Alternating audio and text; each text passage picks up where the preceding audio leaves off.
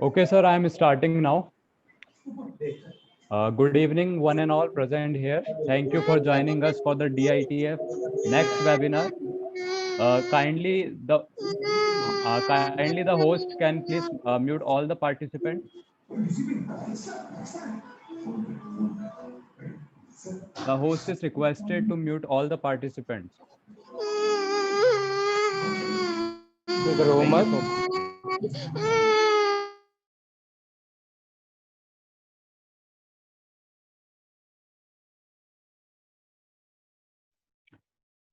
Good evening, one and all present here. Thank you for joining us for the DITF next webinar on homeopathy and health management. So before starting, let's put your eyes on the DITF new logo. So just look up on it. So the video is playing in front of us.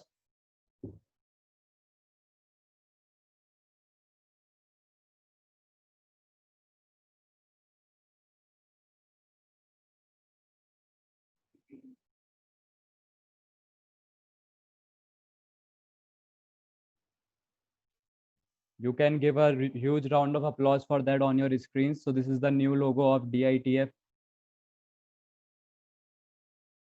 Now coming on to the new side of logo DITF, the logo was created by Apur Dadich, graduated from the International Institute of Management, Engineering and Technology, Jaipur, having experience of 4+ years in the sales and marketing of e-commerce site or B2B portal. Here the B2B stands for business to business portal. And he has also experience in digital marketing as well as the brand promotional activities. And you can see the good side of him in the DITF new logo video. So this whole logo is designed by the Apur Dadi. इसी तरह अब हम आगे बढ़ते हैं next slide पे. आप आप जिनको भी जो प्रश्न हो वो कमेंट बॉक्स में लिख दीजिएगा, जिससे हम अंत में इस वेबिनार के हम जब क्वेश्चन आंसर राउंड में उसको उत्तर दे पाएं जो भी पैनलिस्ट है. So ये पूरा DITF Foundation presented by CA Devesh Dadit ji. CA Devesh Dadit was the founder of independent director also of Morarji Textile that is situated in Mumbai. Let's look upon the Devesh Dadit's profile. So he has graduated from NM College in 1977. He is practicing chartered accountant in Mumbai since 1982 and now a senior partner of Dadich and Company. He is, as I mentioned above, he is also a director of Morarji Textile Limited as a leading textile mill in the India. He come up practice opened Pune, Jaipur, Indore, and the fame name Dadi Satish and Kapoor's. And on the other hand, he is also the member of library division for the 3 years in Goregaon Sports Club. And he was also a committee member for 3 years in Dadi Samaj of Mumbai. He has been instrumental in starting various small-scale enterprises for young entrepreneurs and SM Enterprises, Dhaksal Exports, Abhinav Enterprises, and other. He is a man in himself, the one who has created the DITF and the one who enlightened us forever for the young youth to give the through lights of the young impacting minds of what the DITF is all about. Now moving on to the next slide. They are the co-founders, or I can say the pillars of the DITF, Dadis International Trade Foundation. The first one is Kamlesh Harichand Dadis ji. So if you look upon the profile, he is graduated as an engineer in 1982 from Regional College of Engineering in Nagpur. His business is manufacturing and export of medical devices. And on other hand, we can see the Sunita Rajesh Sharma. He is MCOM by his education profile and a director of Salasar Infra and Interior Projects, and also a wealth consultancy in LLP. So this is the broad profiles of the pillars of the Dadis International Trade Foundations. Now moving on to the next slide. Now let me give the introductory profile about what the Dadis International Trade Foundation is all about. So I have categorized it into the two dimensions. The first one is the mission and second one is the vision. So if we talk about the mission, so its mission is to promote and develop and expand knowledge of the global committee, especially the Dadich committee, and to identify and support the entrepreneurs, startups with the innovative ideas of helping them reach their potential through the guidance, mentorship, skills, and network sharing in order to create a value for the ideas. And on other hand, it also to promote and provide inclusive and quality sports at the grassroots level, and to increase the awareness around the sport. So we can say that the Dadij community is, creating a vertical dimension in the field of global community as well as the harmony in the field of health. So this is the broad missions of Dadij International Trade Foundation, and it looks like it is a dream that is coming true by giving up such webinars in the previous and as well as in the futuristic dimensions. Now, if we look upon the vision, so its vision is to promote the education and address the educational needs of the children and senior citizen. Here, the interesting point you can see that it doesn't focuses on only one criteria of age group. It focuses on the children as well as the senior citizen. So that's something unique about the DITF. In order to provide the monetary and non-monetary assistance in the form of grants or such affordable means, it also provides academic education, training, and job-oriented vocational training to specific age groups. So this is the broad dimension, the mission and vision of the Dadij International Trade Foundation. Now moving on to the next slide. So let me give some light upon what this particular webinar is all about. The rest will be, the rest slide will be thrown upon by our panelists. So I will be giving a small intro about what this particular webinar is all about. So it's a homeopathy webinar that is all about the highly diluted substance that it deals. And other hand, it has been claimed that homeopathy has a kind of certain છેલ્લે સુધી નહીં examples ને to પછી heal xerox itself. તને On કેટલી other વાર hand, કીધું કોઈ દિવસ અહીંયા સુધી લખવાનું નહીં તારા કોઈમાંથી કોઈ the xerox host is requested to mute. છોડી દેવાનું કોમર કરે. Yes, continuing on it, the homeopathy is an alternative medicine based on theory of treating like with like. So it's a major booming business in India nowadays. Homeopathy has been, creating miracles in the field of medical lifestyle. Homeopathy claims to be the stimulus healing response to diseases by administering substance that mimic the symptom of those diseases in the healthy people. The effective lifestyle of homeopathy preparation is diluted within the medical science. So this is the some glimpses of what the webinar is all about in the upcoming time. Let's move on to the next slide.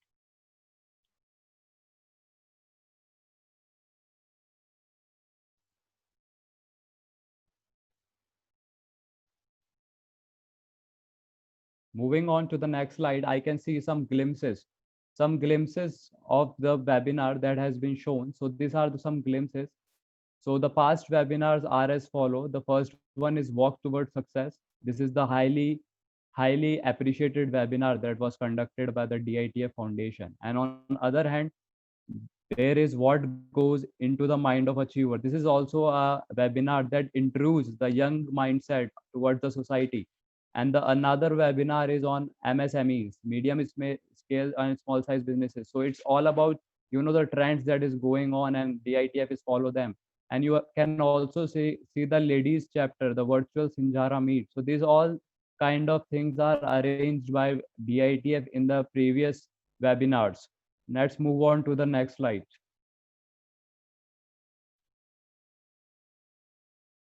These are some glimpses from the previous webinar that we get appreciation from the people like you who are also, make this event successful. So I will read some of them. The first one is from Nidhi ji, that he has said that a great time being a part of such a lovely event. And I can also read the comment of Preeti Bheda ji. So he has said that it's a great showcase of talent. Truly enjoyed every bit of it. Keep up the josh. And I can also read another one that is of Mamta ji. बहुत सुंदर programme रहा. Thanks to all. तो ये सब आप लोगों के कारण है जो हमें इतना प्यार मिला है प्रीवियस वेबिनार्स में और आगे भी मिलता रहा है. Now moving on to the next slide. So these are the peoples who are the pillars of the DITF Foundation, and they have supported the DITF every time. So he is also the statutory auditor of the DITF Foundation, and his name is Mukesh Induria ji. So he going on to the profile of him, he is a professional chartered accountant at Jabalpur from 1995. He was also worked in Punjab National Bank from 1992 to 1995 in the industrial branch of Jhansi. And you can also see the one photo where he's been residing with in the front of building. So this is the institute named as Takshila Institute of Engineering and Technology, Jabalpur. So he is also, the chief architect of what this building is all about. He's expanded and began the Polytech and MBA colleges from 2006 to 2007. Then further expanded the PG courses providing MTech from 2007 to 2008. He has also established Takshila Private Industrial Training Institute in year 2013 to 2014.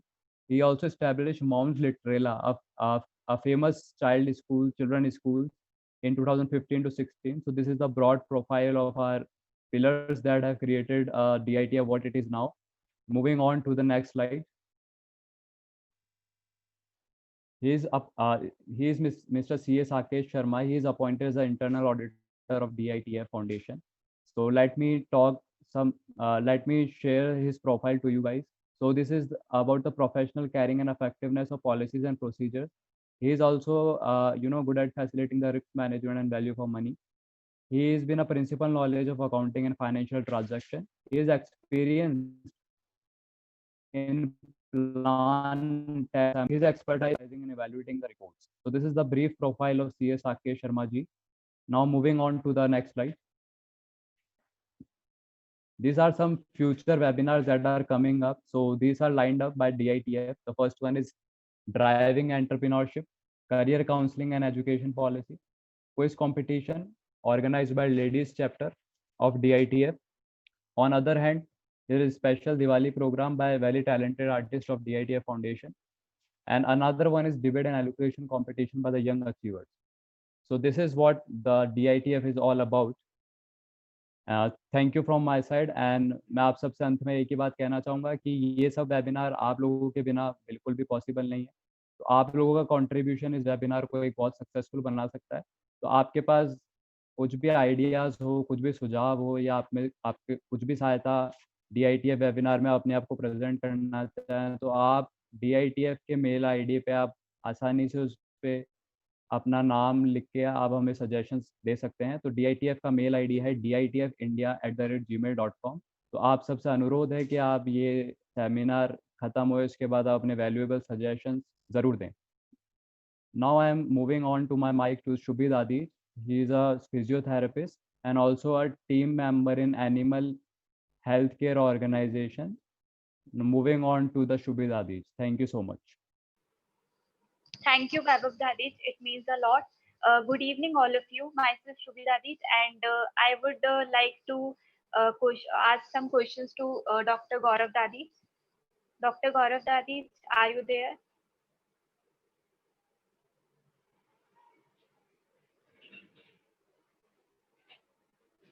Good evening, Dr. Gaurav Dadij. Yes, ma'am, present. Yes, I would like to ask some questions to you. Homeopathy Yes. is way considered best way to sound and safe treatment, as we all know. So it is also known as a natural health care because हम natural तरीकों से treatment करते हैं body का, जिससे कहते हैं हमने पहले slide में देखा कि it is known as a way to कि जिससे body अपने आप से heal कर पाए. तो is it true? मतलब ये कैसे अलग है और better है एलोपैथी से या फिर other field से? So your view on this? What's your view?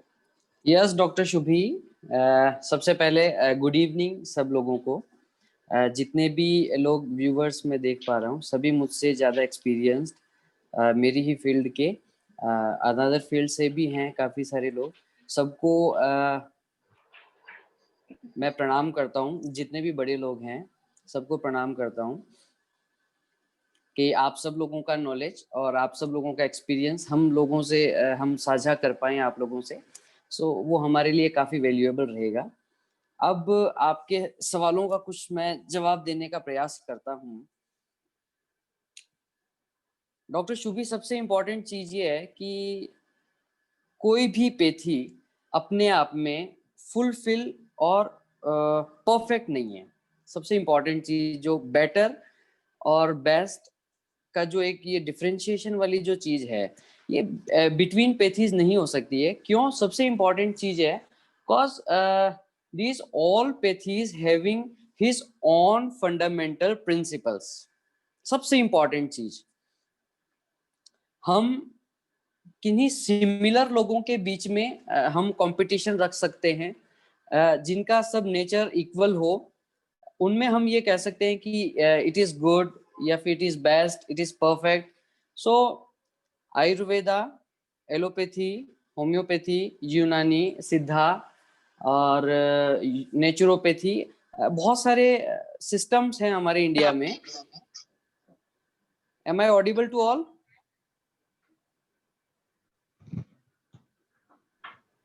Yes, sir, you are audible. Yes. तो बहुत सारे सिस्टम्स हैं हमारे इंडिया में जो लोग प्रेफर करते हैं। होम्योपैथी का अपना एक बेसिक फंडामेंटल जो प्रिंसिपल है वो है लाइक्स क्योर लाइक। आयुर्वेद में त्रिदोष जो होते हैं उसको सबसे ज्यादा वैल्यू दी गई है। ऐसे ही एलोपैथी का अपना एक अलग सिद्धांत है। हर पैथी की अपनी एक लिमिटेशन है, हर पैथी का अपना एक स्कोप है। बहुत सारे ऐसे केसेस हैं। लाइक अब हम बात करें स्पेसिफिकली अगर होम्योपैथी की, तो होम्योपैथिक मेडिसिन जो हैं, मैं ये नहीं कहूंगा कि सारे केसेस में होम्योपैथिक मेडिसिन जो है वो आपको क्योर की तरफ लेके जाती है। बहुत सारे केसेस में आपको सिम्टोमेटिक रिलीफ भी मिलता है, बहुत सारे केसेस में ये सप्रेसिव, पेलिएटिव और बहुत सारे केसेस में ये क्योर भी करता है। सो सबसे इंपॉर्टेंट चीज ये है कि लाइक होम्योपैथी में सर्जरी के केसेस हम डील नहीं कर सकते हैं, लाइक आयुर्वेद में हम सर्जरी के केसेस डील नहीं कर सकते हैं। सो ये चीज हम एक साइड रखें कि होम्योपैथी इज बेस्ट कैसे, तो वो बेस्ट वाला सीन नहीं है। ये डिपेंड करता है आपकी सीट ऑफ डिजीज, आपकी जो सिचुएशन है पेशेंट की, उसके अकॉर्डिंग उसको क्या चीज सूट करती है। तो जो नेचुरल एक नेचर की बात अगर हम करें, तो होम्योपैथी का जो सबसे बेस्ट पार्ट है वो ये है कि जो मेडिसिन की जो प्रिपरेशन है वो एक तो नेचर सब्सटेंसेस से ज्यादा है, लाइक हर्बल्स हैं, नेचुरल किंगडम्स हैं, या फिर एनिमल, प्लांट, मिनरल्स, इन सब किंगडम से है। तो इसका जो डोसेज है, इसका जो basic principle likes cure like, इसमें ये होता है कि जो मेडिसिन आपके होम्योपैथ ने आपको प्रेस्क्राइब की है, जो मेडिसिन आप ले रहे हैं, उसी की हायर डोजेस, उसी का हायर क्रूड डोजेस जो है वो आप में सेम सिम्टम्स प्रोड्यूस करता है। तो एग्जैक्टली आपकी बॉडी में खुद की हीलिंग को इम्प्रूव करने में होम्योपैथिक मेडिसिन हेल्प करती है। इस वजह से हम ये कहते हैं कि होम्योपैथिक जो ट्रीटमेंट होता है वो नेचुरल होता है। नेचुरल इन द सेंस कि वहां पे एंटीबॉडीज जो है वो डेवलप नहीं की जाती है बॉडी के लिए, वहां आपकी खुद की इम्यून सिस्टम को, आपके खुद के वाइटल फोर्स को सपोर्ट किया जाता है ताकि आपकी खुद की बॉडी उन प्रोसेसेस को, उन मैकेनिज्म को हील कर सके। और रही बात साइड इफेक्ट्स की या फिर तो साइड इफेक्ट्स का ये होता है कि जो भी मेडिसिनल सिम्टम्स आपकी बॉडी में जो प्रोड्यूस होते हैं वो सेल्फ लिमिटिंग होते हैं, और उसकी जो डोसेज होती है वो इतनी माइन्यूट डोसेज होती हैं कि आपकी बॉडी में साइड इफेक्ट्स के जो चांसेस हैं वो बहुत रेयर हो जाते हैं। तो sir, is there any age restrictions की मतलब बच्चे ही ले, अडल्ट ले, ऐसे कोई एज रेस्ट्रिक्शंस वगैरह कुछ? नहीं मैम, मैंने 3 दिन के बच्चे को भी मेडिसिन दी है।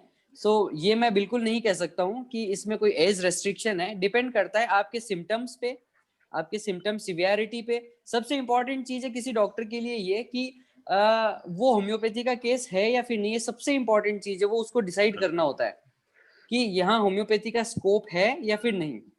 अगर आपको लग रहा है कि ये सिम्टम्स बहुत इजीली आप उसको ठीक कर सकते हैं या फिर रूटीन इंडिस्पोजिशन सिम्टम्स है, so you can treat. So sir, we also considered mental symptoms of the patient. We check, Yes. अगर अपन देखते हैं उनको, सबसे पहली चीज हमें मेंटल सिम्टम्स देखने चाहिए उनके कि वो Yes. कैसे क्या है, जिससे हमें पता Yes. लगे कि क्या हो रहा है उनकी बॉडी में। एक्चुअली शुभी जी, जो बेस है होम्योपैथी का, होम्योपैथी नहीं, मैं नेचर की बात करता हूँ, मैं एक कॉमन फंडे की बात करता हूँ। आपने सुना होगा कि आपका जैसा आचार विचार, आपका मन जैसा है, आपका शरीर वैसा ही रिस्पॉन्स करता है। if you are in deep stress, if you are in economic crisis, ऐसा कोई मेजर स्ट्रेस है, तो आपको पता है कि रूटीन में लाइक बहुत सारे ऐसी डिसऑर्डर्स हैं जो स्ट्रेस रिलीवेंट होते हैं। इसलिए होम्योपैथी में मेंटल हेल्थ को बहुत इंपॉर्टेंट माना गया है, और हम अगर पेशेंट को मेंटल हेल्थ के पॉइंट ऑफ व्यू से हम ट्रीट करते हैं तो बहुत सारे ऐसे केसेस हैं जो सिंगल डोज, मिनिमम डोज इनके साथ ठीक किए जा सकते हैं। Sir, there is some question asked by Parag Trivedi, Mr. Parag Trivedi. Is he यहाँ पे है अगर वो, तो kindly unmute yourself and ask the question. Mr. Parag Trivedi. Kindly unmute yourself and ask the question to Dr. Gaurav Dadi, sir. Hello, Parag Trivedi here. Hello Parag sir, how are you? बस fine sir. एक बताइए sir, क्या मदद कर सकता हूँ? मेरा दो क्वेश्चन था। एक तो मैंने लिखा था कि किसी को एक मेरे स्टाफ में से एक को थोड़ा हार्ट का प्रॉब्लम आया, तो अभी तो उसको बाईपास कराई है, लेकिन ऐसा कोई होम्योपैथिक मेडिसिन दे सकते कि आगे जाके उसको प्रॉब्लम ना आए, और ऐसा हिस्ट्री ऐसी बता रही कि उसके फैमिली में ये है प्रॉब्लम। तो एक उसके ये ऑपरेशन करा, उसके 5 साल पहले आई थिंक उसने बलून भी करवाया था, ठीक है। तो ऐसा क्या कर सकते कि फैमिली में दूसरे को, उसके बच्चे लोग को ना हो, अवॉइड कर सकते, या आगे क्या केयर लेनी चाहिए? सबसे इम्पोर्टेंट चीज है सर पराग सर कि एक्चुअली इश्यू क्या है उसको हार्ट में बाईपास हुआ, ब्लॉकेज सर, तो बाईपास किया, ब्लॉकेज, राइट। सो होम्योपैथी में अगर हम अब जैसे पेशेंट बाईपास करवा चुका है तो पेशेंट को सबसे इम्पोर्टेंट है अपने मैनेजमेंट जो है, अपना लाइफ का जो मैनेजमेंट है उस पे सबसे ज्यादा वो ध्यान दें। ठीक है। होम्योपैथी में अब वो क्या सिम्टम्स फेस कर रहे हैं, सिम्टम्स के अकॉर्डिंग वो मेडिसिन ले सकते हैं। और अगर हम प्रिकॉशनरी पॉइंट ऑफ व्यू से अगर कोई मेडिसिन के बारे में जानना चाहते हैं तो लाइक होम्योपैथी में CCS ड्रॉप्स आती हैं, इनका काफी अच्छा रोल है।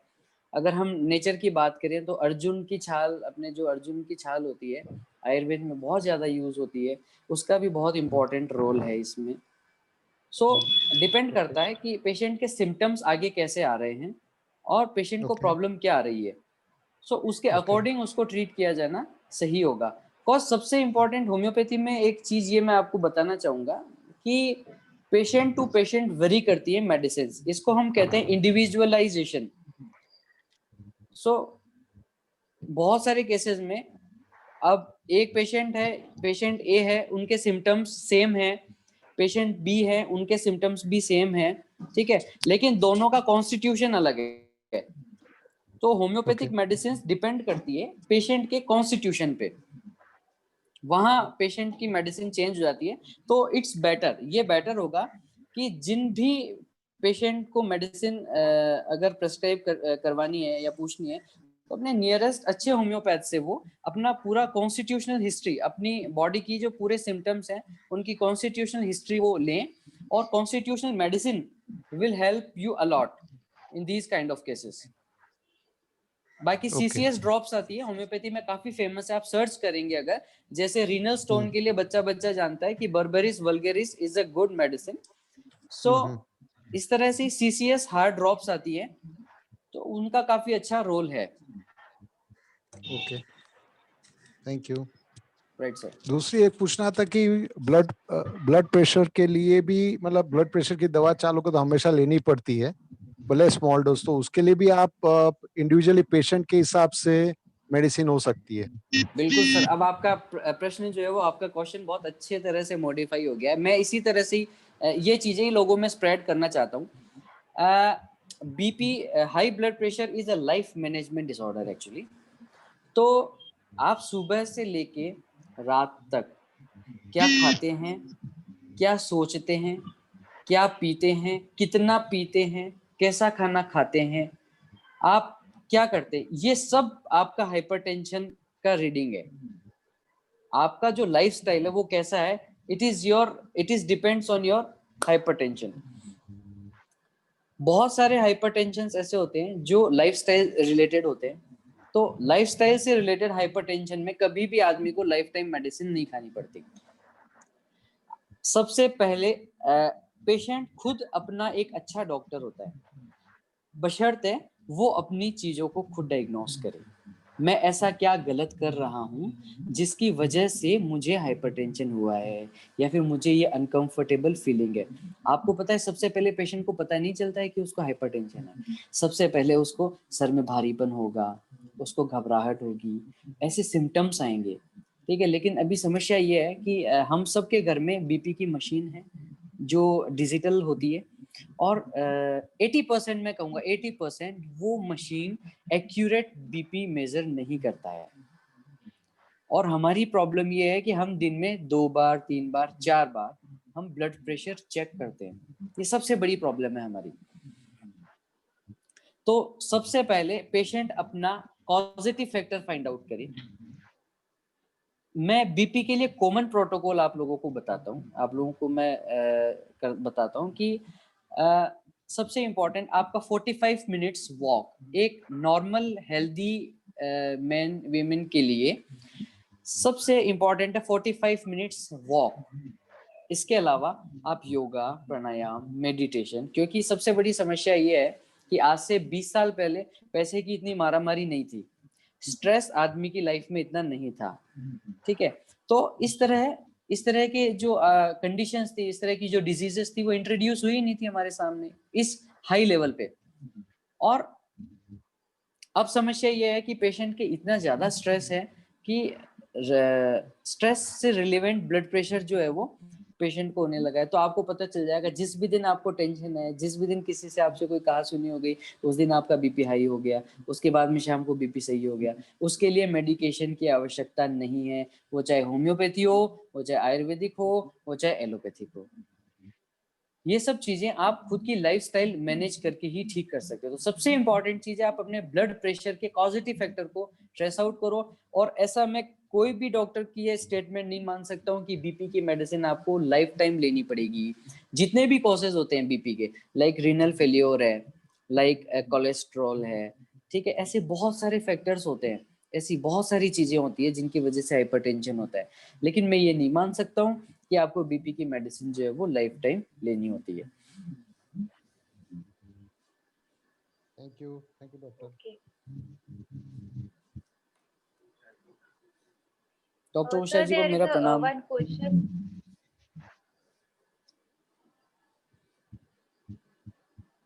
Okay, sir. Dr. Gaurav Dadish, there is one question asked by Meenakshi. Am I audible, sir? No. Shubhi ji, you are not audible.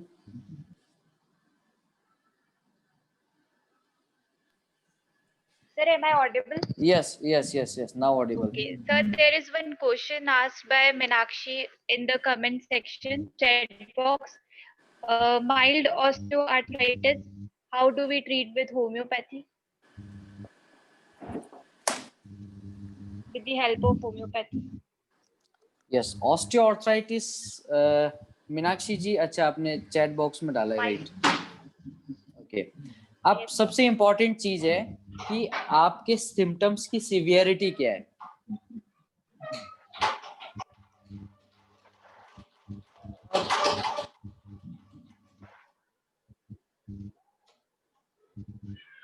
Is Meenakshi ji there?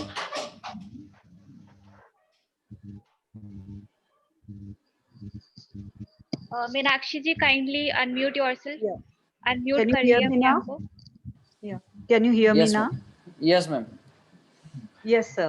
I just wanted to ask you कि अगर mild osteoarthritis है हल्की swelling के साथ में, Right. क्या इसमें homeopath effective रहेगी with nerve problem, with varicose and nerve problem? बिल्कुल मैम, होम्योपैथिक काफी इफेक्टिव रहेगा आपके केस में। सबसे इम्पोर्टेंट चीज है आपका रियूमेटॉइड आर्थराइटिस फैक्टर क्या है, क्या ये ऑटो इम्यून डिसऑर्डर तो नहीं है, तो आपका सीआरपी का जो लेवल है क्या वो इंक्रीज्ड है या फिर वो बैलेंस्ड है, क्या आपके It's balanced. Symptoms? It's balanced. All Okay, सारे CRP, tests normal. CRP and RA is negative. Yeah, it's negative. And what about ESR? It's also not normal. It's also normal. तो आपके जो सिम्टम्स हैं ये किसी पर्टिकुलर सीजन में increase होते हैं, एग्रेवेट होते हैं, या फिर ये 12 मंथ्स कंटिन्यू रहते हैं? ऑलमोस्ट ये कंटिन्यूअस है, और ये हुआ है हिस्टेरेक्टमी के बाद में, यूट्रस रिमूव होने के बाद में सडनली 3-4 मंथ्स बाद स्टार्ट हुआ। Okay ma'am, what is your calcium and vitamin D level? वो भी नॉर्मल है, डॉक्टर से जब कंसल्ट हुआ। ओके, सो आपके केस में काफी सारी होम्योपैथिक मेडिसिन है जो आपको symptomatically as well as, depend करता है केस पे, सिम्टोमेटिकली तो आपको डेफिनेटली बहुत फास्ट रिलीफ मिल जाएगा, as well as in allopathic medicine. Like जैसे आप एलोपैथिक मेडिसिन लेते हैं वैसे ही आपको सिम्टोमेटिकली पेन में, स्वेलिंग में, local, I think local swelling होती है इसमें, लोकल एरिया में, और आपके कितने जॉइंट्स इन्वॉल्व है डिपेंड करता है। तो आपको जैसे आपके सिम्टम्स के according, like rhus tox, bryonia, causticum, acidum benzoicum, और देयर आर मेनी मेडिसिन्स, जिन मेडिसिन्स की हेल्प से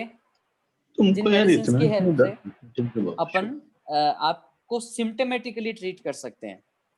अब डिपेंड करता है आपके कॉन्स्टिट्यूशन। अब हम अगर क्योर की बात करें तो अकॉर्डिंग टू मी आपको केस टेकिंग करवानी चाहिए, और कैल्शियम का इंटेक और विटामिन डी के इंटेक पे स्पेसिफिकली ध्यान देना चाहिए। मेरी एडवाइस है आपको, high kind of citrus things should be avoided any kind of arthritis, cause citrus things aggravate always swelling and pain. Thank you so much for your advice. All right, ma'am.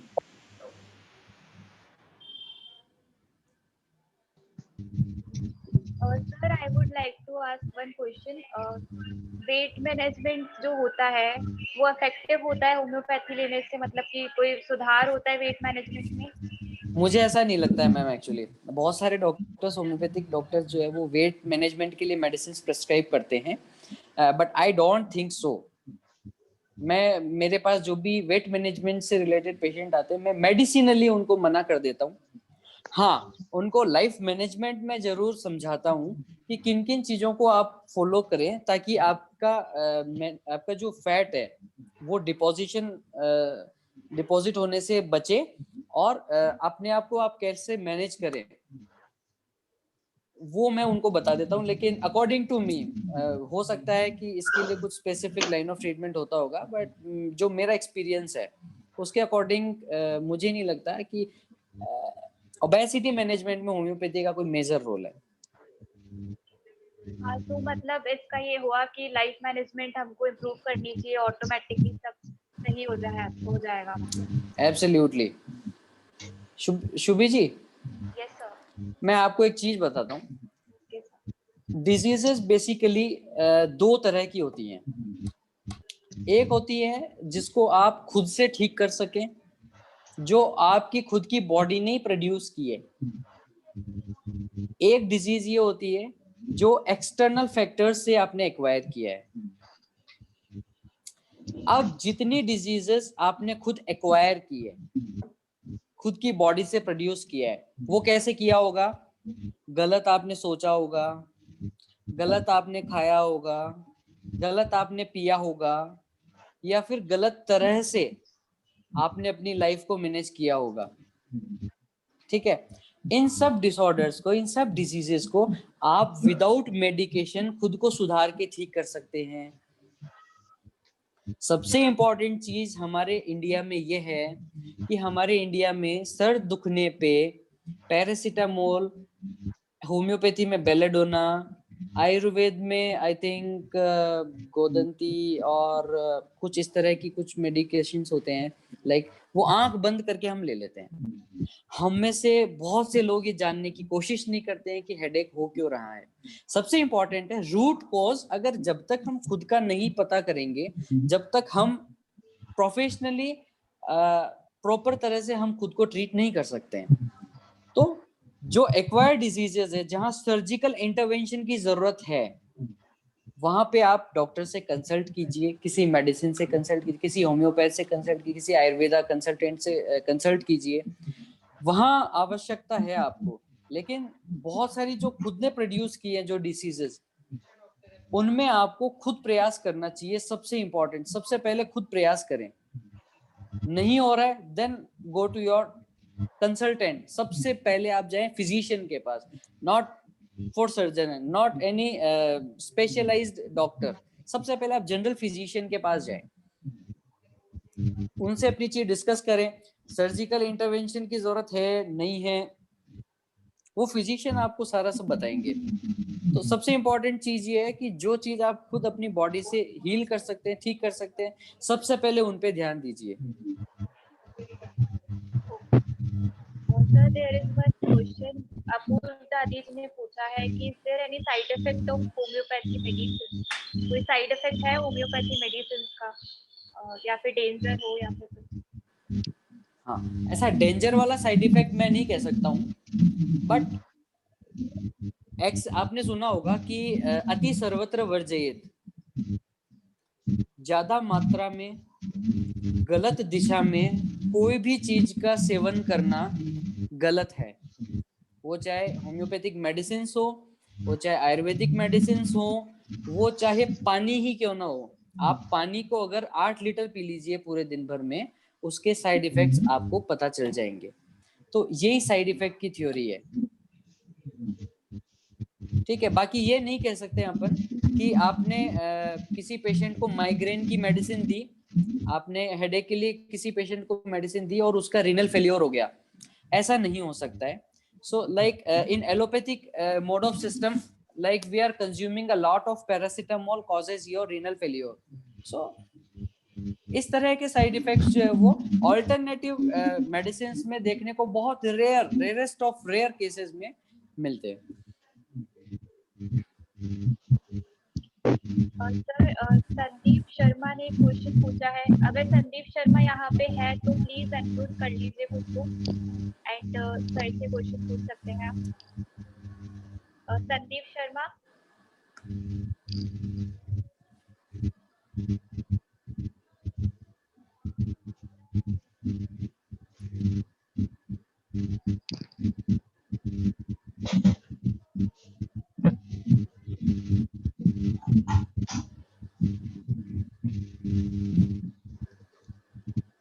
Okay, Sandeep Sharma यहाँ पे नहीं है तो उनका question मैं उनकी तरफ से पूछ लेती हूँ। Homeopathy is not become main course of treatment, even so have good results. Is it so? Please repeat. Homeopathy is not, why homeopathy is not becoming main course of treatment, even though have good results? नहीं, ऐसा मुझे नहीं लगता ma'am कि अभी भी main course में नहीं है। Homeopathy is the second largest alternative pathy in India according to WHO, and actually the limitation is there, like homeopathy is only for OPD. There are many centers where IPD are running on the basis of homeopathic medicines, but according to me these kind of according to मैं IPD जो है ना वो इतना proper तरह से हम run नहीं कर सकते, because in some cases like where surgical intervention is needed, so homeopathic medicines are self limiting. तो उन केसेस में हो सकता है कि शायद जो आप मेन कोर्स वाली जो आप बात कह रहे हैं वो माइट भी हो सकता है, बट अगर ओपीडी की हम बात करें, so in OPD homeopathic medicines are second according to WHO survey. Yes, you are right. Sir, Rashmi Vyas also wants to ask one question. Rashmi Vyas. Hello, doctor. Kindly unmute yourself. Hello.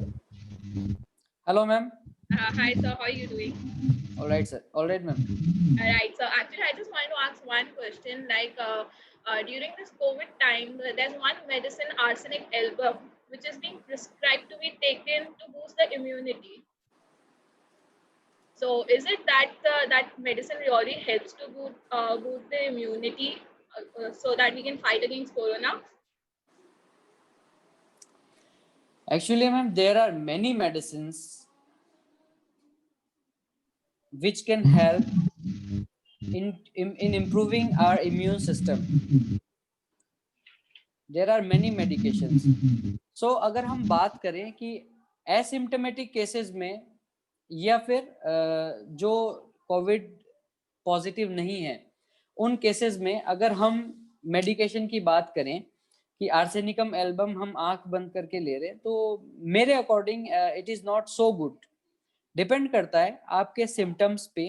According to मी, अगर patient में symptoms नहीं है तो मेरे according homeopathic medicine consume करना is not according to principles. और हम ये एग्जैक्टली नहीं कह सकते कि only arsenicum album is perfect for immunity booster. There are many medicines in homeopathic line of system. So like in positive cases, according to symptom severity, according to symptoms, medicines may also selected. And so मैं ये नहीं कह सकता हूँ कि arsenicum album केवल immunity booster के रूप में काम में ली जाए. So if we are taking that medicine, should we stop taking that? जो प्रोटोकॉल गवर्नमेंट ऑफ इंडिया ने आयुष मिनिस्ट्री ने जो जारी किया था उसमें ये था कि arsenicum album 30 potency used for regular 3 days, then gap of 15 days, and then you may again repeat for proper immune system. So regular basis पे आर्सेनिकम एल्बम लेना is not preferable. क्योंकि होम्योपैथी में जब भी मॉडस ऑपरेंडी जो होता है, homeopathic medicine काम कैसे करती हैं, आप होम्योपैथिक मेडिसिन आपने ली, उसके बाद में वो आपकी बॉडी में जाएगी, उसके बाद में वो सिमिलर सिम्टम्स वो प्रोड्यूस करेगी जिस पे वो प्रूव हुआ है. उसके बाद में आपकी जो बॉडी है वो उसके अगेंस्ट फाइट करेगी और आपकी इम्यूनिटी, हम यही कहते हैं ना कि हमारे बच्चे को हम डस्ट में खेलने के लिए भेजना चाहिए ताकि उसका इम्यून सिस्टम डेवलप हो. Homeopathy is like that. तो उसका लेकिन एक सेल्फ लिमिटिंग पीरियड होता है, क्योंकि जो मेडिसिनल डिजीज आपकी बॉडी में प्रोड्यूस हुआ है होम्योपैथिक मेडिसिन लेने की वजह से, वो सेल्फ लिमिटिंग होना चाहिए. इसलिए जो फ्रीक्वेंसी और रिपीटिशन है वो इतना फ्रीक्वेंट नहीं होना चाहिए और ओवरडोज नहीं होना चाहिए, ताकि वो सेल्फ लिमिटिंग डिजीज आपकी बॉडी उसको रिमूव कर सके, वो अपने आप खत्म हो सके. सो इतना फ्रीक्वेंटली उसको रिपीट करना is not preferable according to me. Okay, thank you, doctor. Alright ma'am. Okay, sir, there is one question asked by Rajendra Bisawa कि अगर कोई ऐसा कुछ एरिया है, डिजीज है जहाँ पे मेजर इफेक्टिव है होम्योपैथी, ऐसे कोई डिजीज या फिर एरिया है बॉडी में जहाँ पे बहुत ज्यादा इफेक्टिव है homeopathy, is there any kind of this? Sir मुझे पूरी बॉडी बोलनी पड़ेगी इसके लिए. अगर मैं ऐसे कोई पार्ट की बात करूं जहां होम्योपैथिक सबसे ज्यादा इफेक्टिव है, तो शायद मुझे लगता है कि माइंड से लेके फिजिकल, मतलब आपके माइंड से लेके आपकी physical, from your head to your toe, कोई भी ऐसा पार्ट नहीं है एक्सेप्ट सर्जिकल इंटरवेंशन. जो भी डिजीज आपकी मेडिसिन से ट्रीट हो सकती है, homeopathic medicine can treat very well.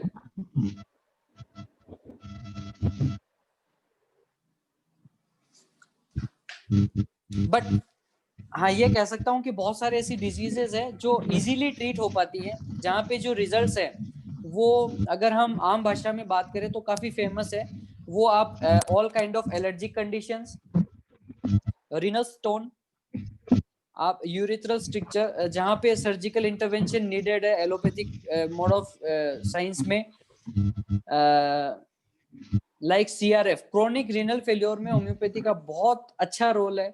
Like जहां आपका सीलियाक डिजीज है, वहां भी बहुत इंपॉर्टेंट रोल है। तो ऐसे बहुत सारे ऑटो इम्यून डिसऑर्डर्स भी हैं जहां एलोपैथी में सिर्फ उनका सप्रेशन है, सिर्फ एक पर्टिकुलर लिमिट के लिए उसका पेलिएशन है।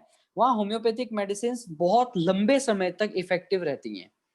और बहुत सारे ऑटो इम्यून डिसऑर्डर्स ऐसे हैं जिनके लिए अपन को एलोपैथी में इम्यूनो सप्रेसेंट लेने होते हैं, वहां पे होम्योपैथिक मेडिसिन बहुत ज्यादा इफेक्टिव है।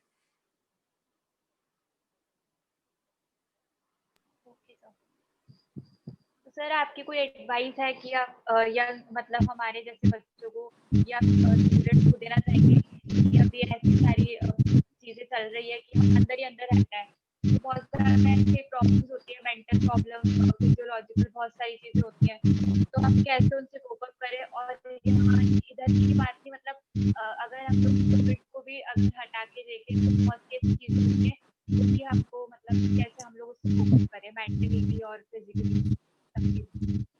मैम सबसे इम्पोर्टेंट ये है कि आप अपनी लाइफ की प्रायोरिटीज डिसाइड कीजिए। आज मुझे खूब सारा पैसा कमाना है, लेकिन वो शायद इस शर्त पे नहीं कमाना है कि मैं मेरी हेल्थ को खत्म कर दूं। सो आपको सबसे पहले अपनी प्रायोरिटीज डिसाइड करनी पड़ेगी कि आपको सुबह उठने से लेके रात को सोने तक किन किन चीजों को प्रायोरिटी पे रखना है। पैसा कमाना है, इट्स क्वाइट गुड, ये बेसिक नेसेसिटी हो गई है आज की। लेकिन आपकी जो मेंटल हेल्थ है, इतना एग्जॉस्ट मत करिए अपने ब्रेन को काम में लीजिए, लेकिन उसको नेगेटिविटी की तरफ प्रोसीड नहीं करें। आप चीजों को पॉजिटिवली लें। आपके पास जो है उसमें बहुत अच्छी तरह से जीने का प्रयास करें।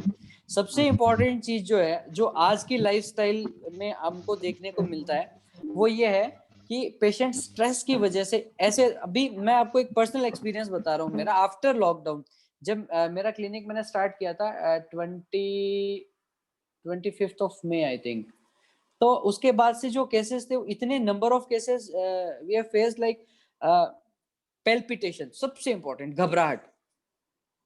और मैंने पेशेंट का लाइन ऑफ ट्रीटमेंट प्रेस्क्रिप्शन देखा तो उसमें सेडेटिव्स चल रहे होते हैं, क्योंकि जब हम डिप्रेशन में होते हैं, हम घबराहट के पेशेंट होते हैं, तो एक जनरल फिजिशियन जो है वो हमें साइकेट्रिस्ट के पास भेजते हैं, देन वो हमें सेडेटिव्स देते हैं, फिर हमें नींद आने लगती है और हम चीजों के बारे में कम सोचते हैं।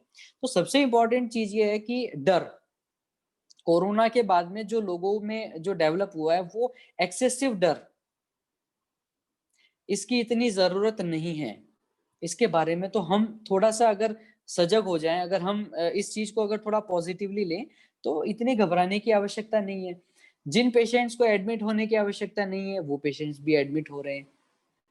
हमारे आपके बॉम्बे या फिर अदर स्टेट्स का मुझे नहीं पता, राजस्थान की स्थिति यह है कि अगर एक्चुअली किसी पेशेंट को सर्जरी नीडेड है, रिक्वायर्ड है, अगर उसको हॉस्पिटल में एडमिट होना है, तो उसके लिए बेड अवेलेबल नहीं है। तो सबसे इंपॉर्टेंट चीज ये है कि आप अपने ब्रेन को थोड़ा स्टेबल रखें सबसे, और अपनी प्रायोरिटीज को डिसाइड करें कि हेल्थ मेरे लिए प्रायोरिटी है या फिर वेल्थ मेरे लिए प्रायोरिटी है। बिकॉज शुगर, आपका डायबिटीज, आपका हाइपोथायराइड, आपका हाइपरटेंशन, सीलियाक डिजीज, आपका CRP like auto immune disorders, जितने भी सब यहाँ का खेल है, सब कंप्लीट।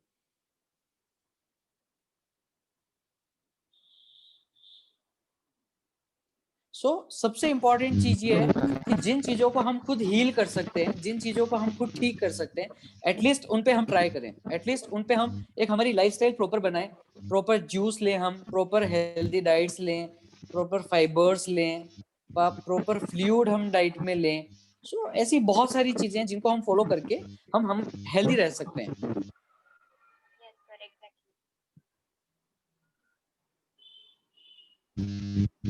तो सर होम्योपैथी मेडिसिन में बहुत सारे ऐसे सिम्टम्स हैं जिसमें एलोपैथिक मेडिसिन रिक्वायर्ड नहीं होती है।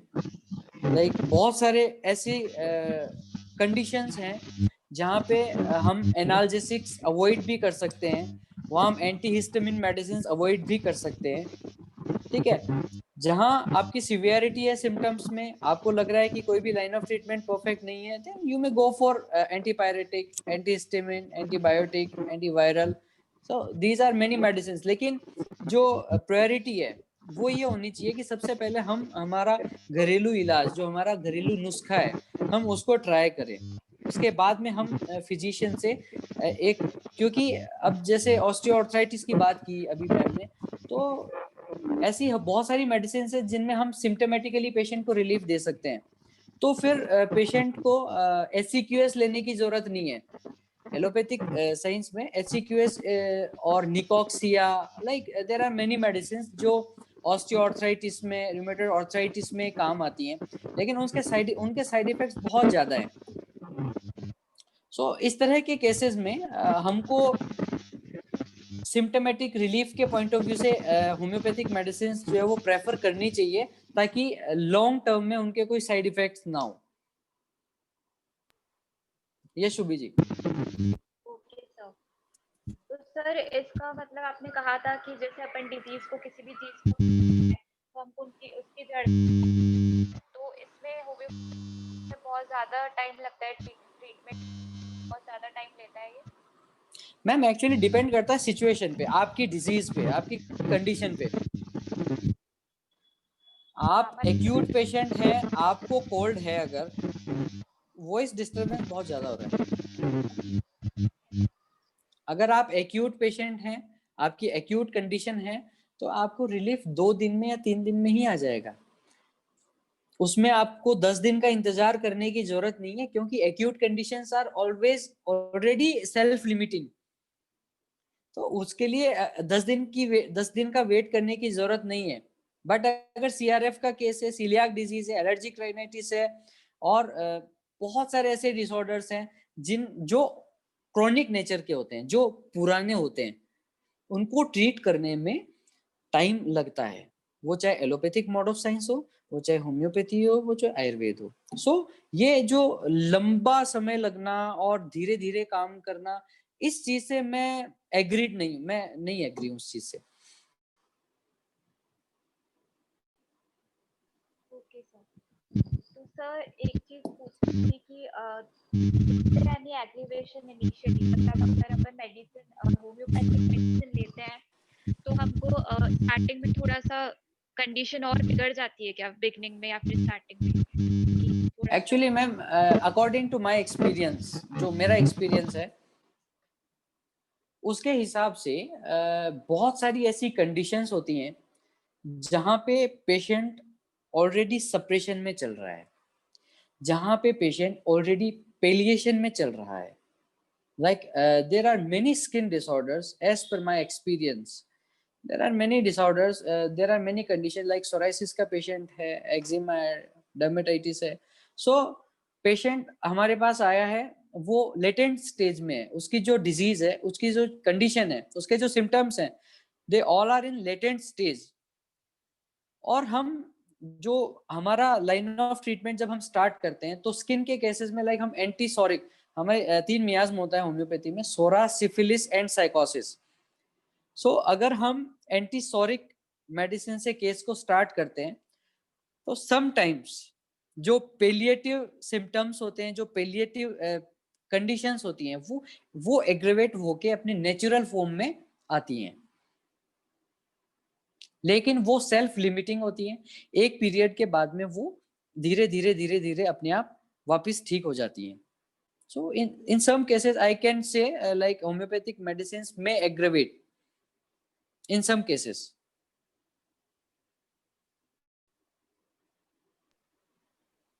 Okay sir, thank you sir. जैसे अभी कोविड-19 में हमें बस बहुत ज़रूरत है कि हमारी इम्यूनिटी थोड़ी बहुत ज़्यादा सही रहेगी, तो हम उससे फाइट कर पाएंगे। तो होम्योपैथी लेना ज़रूरी है या फिर घर की चीज जैसे काढ़ा वगैरह या फिर जो चीजें होती है हम ठीक हो सकते हैं? सबसे इम्पोर्टेंट है, सबसे पहले मैं घरेलू चीजों को प्रेफरेंस ज्यादा दूंगा। उसके बाद में आप चाहे आयुर्वेद लें, उसके बाद चाहे आप होम्योपैथिक मेडिसिन ले, आप विटामिन C ले सकते हैं, आप मल्टीविटामिन ले सकते हैं, देयर आर मेनी ऑप्शंस।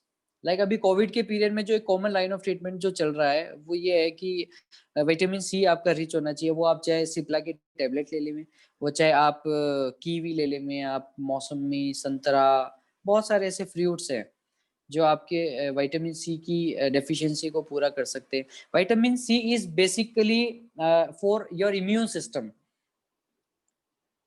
सो ये जो कॉमन चीजें हैं ये आप कहीं भी ले सकते हैं, किसी भी पेथी में आप ले सकते हैं इनको। Yes sir, you are right. Sir, Anirudh Agarwal को कुछ क्वेश्चन पूछना है। Yes Anirudh ji, please unmute yourself and आप पूछ सकते हैं हमें, आपको पूछना है। Hello, yes Am I audible? Anirudh ji, yes Anirudh ji, good evening. नमस्कार सर, कैसे हैं आप? बस एकदम ठीक हूँ। हाँ सर, मैंने अभी वैसे ट्रीटमेंट स्टार्ट कर दिया है आपसे ही, बट मैं इन जनरल थोड़ा सा पूछना चाह रहा था कि जैसे कि आपने बोला कि ऑटो इम्यून डिजीजेस के लिए भी होम्योपैथी कारगर सिद्ध होती है। यस तो मेरा ये जानना था कि जैसे autoimmune diseases generally chronic nature ही होता है उनका, तो यस लगभग मतलब आपको क्या लगता है कि जैसे एलोपैथिक से ही हर कोई स्टार्ट करता है और फिर कोई ऑल्टरनेटिव मेडिसिन पे जाता है, स्विच ओवर करता है, तो मान लीजिए अगर कोई 10 साल से उस ऑटो इम्यून डिजीज से ग्रसित है, तो राइट। क्या ऐसा पॉसिबल है कि वो कभी एलोपैथिक पूरी तरह से खत्म कर सकता है और पूरी तरीके से होम्योपैथी पे स्विच कर सकता है और सिर्फ होम्योपैथी से ही हम आगे चला सकते हैं, मतलब जीवन उस ऑटो इम्यून डिजीज के चलते भी? बिल्कुल, मैं इस चीज़ के साथ एग्री हूँ सर, और मैं इस चीज़ के लिए आपको ज़रूर कहूँगा कि आपका केस किसी भी स्टेज पे क्यों ना हो, आप चाहे 10 साल या आप 15 साल से, क्योंकि आप ऑटो इम्यून डिसऑर्डर के लिए एलोपैथी में आप इम्यूनो सप्रेसेंट ही ले रहे होंगे, as per my opinion. Correct, जोरान। ठीक है। सो सबसे इम्पोर्टेंट ये है कि एक होम्योपैथ, जब आप किसी भी होम्योपैथ के टच में आते हो तो वो आपकी फैमिली हिस्ट्री, आपकी प्रेजेंट हिस्ट्री, आपकी सुबह से लेके शाम तक आप क्या करते हैं, उसमें कुछ करेक्शन करना हो या फिर ऑलरेडी आपके साथ ऐसा कुछ हो चुका है, वो आपके मेंटल स्ट्रोक से लेके, लाइक पेशेंट के फादर 10 साल पहले एक्सपायर हुए थे, पेशेंट उससे बहुत ज्यादा डिप्रेशन में आया था, ठीक है। उसके बाद में कुछ ऐसी चीजें पेशेंट की बॉडी ने अडॉप्ट कर ली जो आज तक उसके साथ चल रही है। एक अच्छा होम्योपैथ, एक प्रॉपर होम्योपैथ सबसे पहले आपके साथ पीछे जाएगा 10 साल। हाँ जी। आपकी सिचुएशंस को समझेगा, वहां आपके ब्रेन ने उस सिचुएशन के अगेंस्ट क्या रिएक्शन दिया था, वहां जाएगा, वहां से उसको करेक्ट करेगा और उन सब सप्रेस्ड चीजों को एक नॉर्मल फिनोमिना, आपके मियाज्म को एक प्रॉपर मियाज्म की तरफ लेके आएगा। इस मामले में एज एन मेंटल हेल्थ में होम्योपैथिक मेडिसिन को सबसे ज्यादा प्रेफर करूंगा। मैं इस चीज में मैं ये कह सकता हूं कि एलोपैथिक मोड ऑफ सिस्टम से होम्योपैथी बहुत बहुत बहुत बेटर है। अगर मैं मेंटल हेल्थ की बात करूं तो मैं स्पेसिफिकली इसके लिए मैं दावे के साथ कह सकता हूं कि ऑटो इम्यून डिसऑर्डर्स के लिए बहुत सारे ऐसे केसेस हैं जहां पे homeopathic medicine are very effective without side effect. ये स्पेशल सबसे इंपॉर्टेंट है जो सेफ के साथ साथ अच्छा हो, तो वो ऑप्शन है आपकी होम्योपैथी। Very good. तो सर ये ऑटो इम्यून का मतलब क्या है कि हमारा ही इम्यून सिस्टम हमारे अगेंस्ट जा रहा है? एग्जैक्टली, एकदम सेम जो आपने डेफिनेशन, जो आपने वर्ड्स कहे, एग्जैक्टली यही है। ओ, तो ये सर किसी घटना की वजह से होता है या कभी अपने हिसाब से भी हो सकता है? ऐसा बिल्कुल भी नहीं है कि हर केस में ये हिस्ट्री छुपी होती है। इसलिए जितने भी क्रॉनिक डिसऑर्डर्स होते हैं, एक होम्योपैथ को एटलीस्ट अकॉर्डिंग टू मी एक न्यू पेशेंट को 30 to 45 मिनट्स पर्सनली देना चाहिए ताकि वो उसकी डिजीज के रूट कॉज के, और मैं एक चीज ये कह देता हूं सर कि पहली ही विजिट में जरूरी नहीं है आपका डॉक्टर आपके बारे में सब कुछ जान ले। बिल्कुल, इसके लिए हो सकता है फर्स्ट विजिट, सेकंड विजिट, आपका डॉक्टर हर विजिट में आपसे सीखता है आपके बारे में। बिल्कुल बिल्कुल, जैसा पेशेंट सीखता है एग्जैक्टली वैसे ही डॉक्टर भी सीखते हैं। एग्जैक्टली सर, ये दोनों चीजें, क्योंकि मैं ये नहीं कहूंगा कि एवरीबॉडी इज परफेक्ट।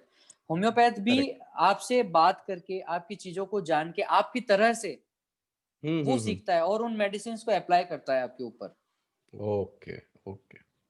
नहीं वैसे खैर life management is very very important, तो मैंने तो आपकी सारी ही चीज़ें स्टार्ट कर दी है सुबह से लेकर के रात तक। तो I am hoping for the best for my next visit to you. Thank you very right much. Sir. Alright Anirudh ji, thank you.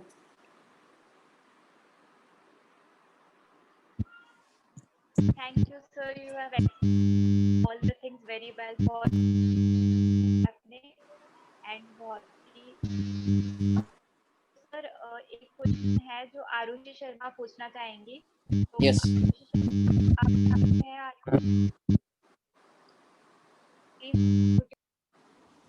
अरे बम्बई में इनके साथ में बैठते थे, काम करते थे। एक बार इन्हीं का फोन आया।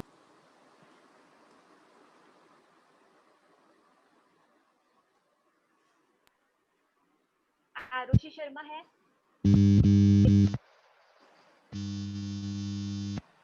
Hello. Yes ma'am. Yes sir. Sir मैं ये जानना चाहती थी कि डेंटल स्पेस में होम्योपैथी का कितना रोल है और हम उस पर कितना रिलाय कर सकते हैं? डेंटल्स में क्या? हाँ मैम। हाँ सर। डेंटिस्ट्री उसमें पूछ रहे हैं आप, डेंटल हेल्थ के लिए? हाँ हाँ right sir. Right. Dental health में सबसे इम्पोर्टेंट चीज है कि आपके सिम्टम्स क्या हैं, आपका एक्चुअली प्रॉब्लम क्या है, क्योंकि बहुत सारी ऐसी कैरीज होती हैं जो एकदम स्मॉल लेवल पे, बहुत स्टार्टिंग लेवल पे होती है, तो वहां आप ब्रशिंग करके और होम्योपैथिक मेडिसिन की हेल्प से उनको प्रिवेंट कर सकते हैं, उनको उनकी स्टेज पे रोक सकते हैं। लेकिन जहां तक मेरा एक्सपीरियंस है, होम्योपैथिक मेडिसिन टूथ एक में बहुत अच्छा रोल करती है एज एन एनाल्जेसिक, लेकिन वो आपके रूट कोज को इतना परफेक्टली ठीक नहीं कर सकती है as per my experience. Like जिस केस में पस्चल आपको पस जो है वो आपकी रूट तक जा चुकी है, इन्फेक्शन आपके रूट तक जा चुका है, आपको सीवियर पेन है, तो मैं आपको कुछ समय के लिए पेन में रिलीफ दे सकता हूँ, लेकिन इसका मतलब ये नहीं है कि आप आरसीटी कराने से बच जाएंगे। जिस केस में आरसीटी नीडेड है वहां आपको आरसीटी करवानी ही पड़ेगी। तो ये बेटर होगा कि लाइक आरसीटी है या फिर ऐसे कोई सर्जिकल इंटरवेंशन है, उसमें आप अपने डेंटिस्ट के पास जाएं और अपनी सिचुएशन शेयर करें। लेकिन कुछ ऐसी चीजें हैं लाइक आपकी ब्लीडिंग गम्स है। ब्लीडिंग गम्स की अगर मैं बात करूं, अगर मैं पायरिया की बात करूं, तो होम्योपैथिक मेडिसिन के ड्रास्टिक और बहुत अच्छे रिजल्ट्स हैं।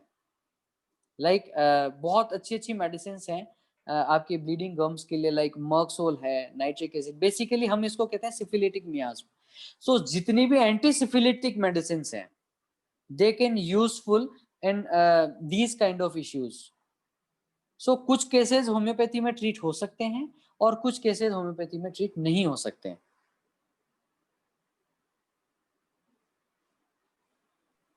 Okay thank you. Alright ma'am.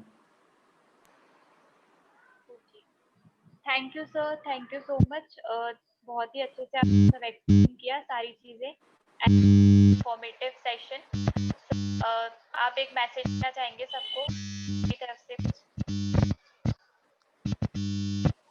Message तो ये है कि सबसे पहले जो अपनी कोशिश होनी चाहिए वो ये होनी चाहिए कि हमें मेडिसिन की आवश्यकता कभी पड़े ही नहीं। एज ए डॉक्टर ये बात मैं मेरे हर पेशेंट को समझाता हूँ और मैं मेरे हर पेशेंट को ये चीज कहता हूँ कि अगर होम्योपैथिक मेडिसिन की जरूरत भी अगर नहीं है तो अपन को होम्योपैथिक मेडिसिन नहीं लेनी है। हमारे जो पुराने बुजुर्ग लोग हैं, इनके जो नुस्खे हैं जो हम सुनते आए हैं, हमारी दादी नानी के जो नुस्खे होते हैं, अगर आपकी चीज प्राइम स्टेज पे है तो आप इनको प्रॉपर वही ठीक कर लीजिए। बहुत सारे इंडिस्पोजिशंस होते हैं। मैं आप छोटा सा एग्जांपल देता हूं आपको। मैंने रात को होटल का खाना खाया, मैंने ओवरडाइट किया, खाना बहुत अच्छा था, अब मुझे ना तो उस पनीर पे भरोसा, वो पनीर कितना पुराना था, वो ग्रेवी कितनी पुरानी थी, मुझे नेक्स्ट डे वॉमिट हो जाती है या फिर मुझे नाइट को वॉमिट हो जाती है। So that is slight इंडिस्पोजिशन।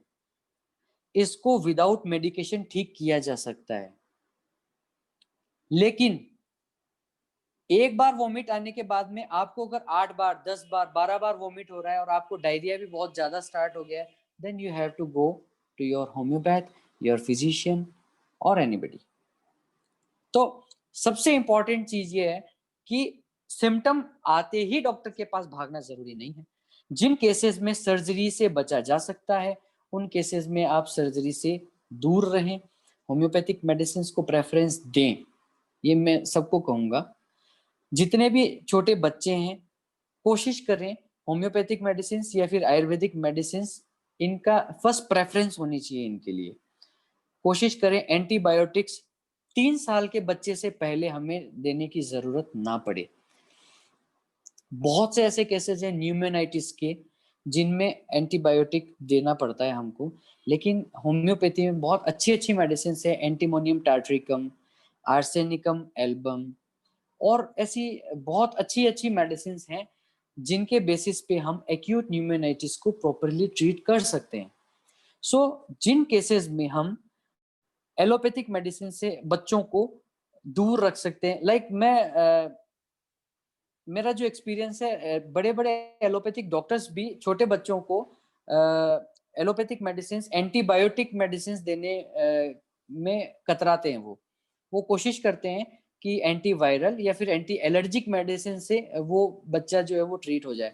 एक मेरा एक्सपीरियंस है, नीदरलैंड में एक बच्ची थी जो जिनको मैंने देखा था, वो यहाँ इंडिया आए थे तो 14 मंथ्स की थी बच्ची। सो जो उनकी मदर ने मुझे बताया, आई वाज शॉक्ड कि इस बच्ची को हमने एक बार भी पैरासीटामोल नहीं दिया है, इस बच्ची को हमने एक बार भी एंटीहिस्टामिन नहीं दिया है। सो मुझे नहीं लगता है इंडिया में ऐसे बच्चे होंगे और मुझे नहीं लगता है इंडिया में ऐसे पेरेंट्स होंगे। अगर मैं वहाँ के हेल्थ सिस्टम की बात करूं, सो बहुत सारी ऐसी कंट्रीज है जहाँ पे पैरासीटामोल भी पेशेंट को 102 फीवर के बाद में दिया जाता है, 102 तक वो वेट करते हैं। सो मेडिसिन को आंख बंद करके यूज करना, ओवर यूज ऑफ मेडिसिन बंद होना चाहिए, जो हमारे इंडिया में बहुत ज्यादा होता है। तो सबसे पहले अपने लाइफस्टाइल को सुधारें, अपनी मेंटल हेल्थ को सुधारें, अपनी फिजिकल एक्टिविटीज को सुधारें। बस मैं यही कहना चाहूंगा, और हो सकता है तो अपने आसपास जो भी अच्छा होम्योपैथ हो आप उनसे हर चीज के लिए कंसल्ट कर सकते हैं।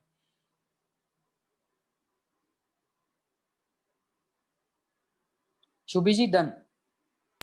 Yes, sir. Yes. Sir, it was very great session. I really liked it. And बहुत ही ज़्यादा information मिली है, बहुत कम आएगी. Thank you so much, sir. Shubhi ji, your mic is unmute, I think. I think. Sir, am I audible? Ma'am, your voice is not getting to us. Sir, am I audible? Sir, am I audible? Hello. Hello. Hello.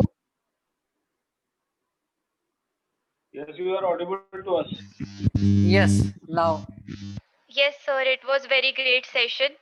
बहुत सारा information मिला. It was very useful. बहुत काम आएगा. Thank you so much, sir. I'm not getting your voice.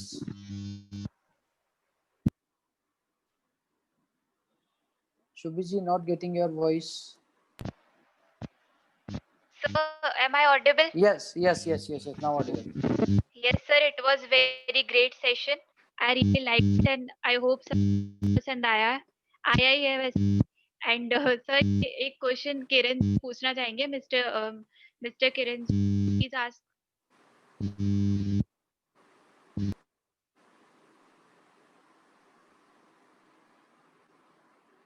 I think Kiran ji is not able to speak. 1 minute.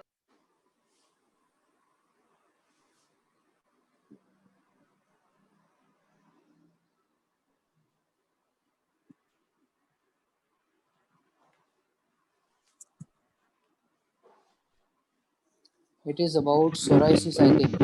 Psoriasis ठीक कैसे homeopathy से? Can psoriasis cured with homeopathy? I'm not able to speak.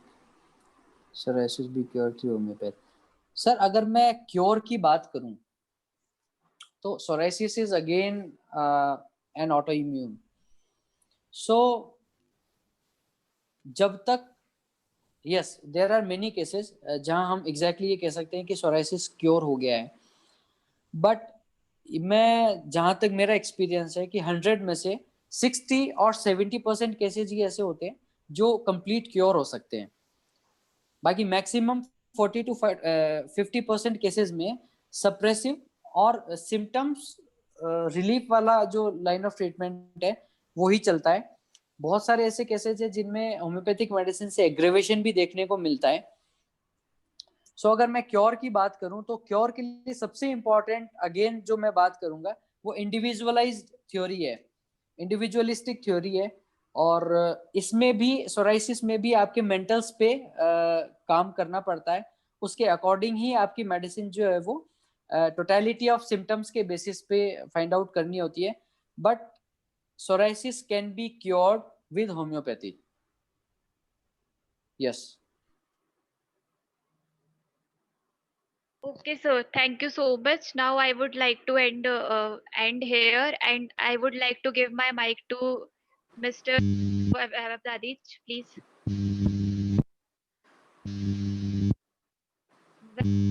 You there?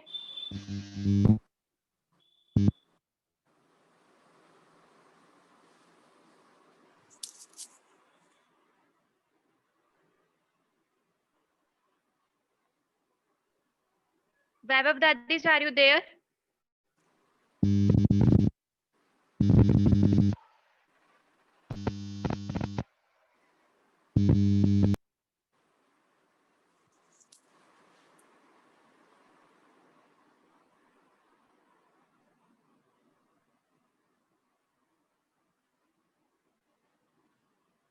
Okay, so Vaibhav Dadich यहाँ पे नहीं है. So Rashmi, I would like to give my mic to now to Rashmi. Rashmi Vyas.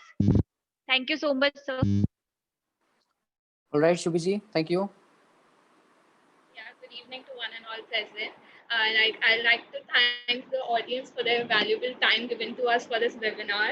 I will first of all like to thank Devesh sir for this great initiative taken by him for Dadit Samaj, where we can connect all the Dadit Bandhu together and have a great conversations over here regarding to anything that we feel that is taken up. And I'd like to thank Vaibhav and Shubhi for their valuable presentation for this webinar, and also Dr. Dadich, Dr. Gaurav Dadich for your presence and your great homeopath. I think the most highlight point of your webinar, according to me, was we should always try to avoid going to the doctor first. And घर का नुस्खा सबसे पहले होना चाहिए. That was a tagline for me for sure. Yes, ma'am. Thank you. I would like to thank everybody for their presence here, and I hope everybody who has joined won't regret over this webinar, and it might have helped you in some way or the other, and also encouraged you to take homeopathy, as me and my family are also a great homeopath. So I would also suggest everybody to take homeopathy for future references. Thank you so much, everybody, for your valuable time. And the next webinar of the ITF will be conducted on 17th. The details of you will be forwarded soon to you. I hope I can see you on that webinar also. Thank you so much, everyone. All right, ma'am. Yeah, thank you. Devesh ji sir को, पूरी core team को, DITF को मैं बहुत बहुत धन्यवाद देना चाहूँगा. उन्होंने बहुत अच्छा कम समय में बहुत अच्छा वेबिनार अरेंज किया. इसके लिए मैं सर को, और सर ने जो मुझे अपॉर्चुनिटी के लिए चुना, उसके लिए मैं सर का बहुत आभारी हूँ. I am very grateful to join you all in this webinar. Thanks a lot. In fact, we are all grateful to you, sir. Thank you so much. All right, sir. Thank you so much. Okay, take care. All the best to everybody. All right, sir.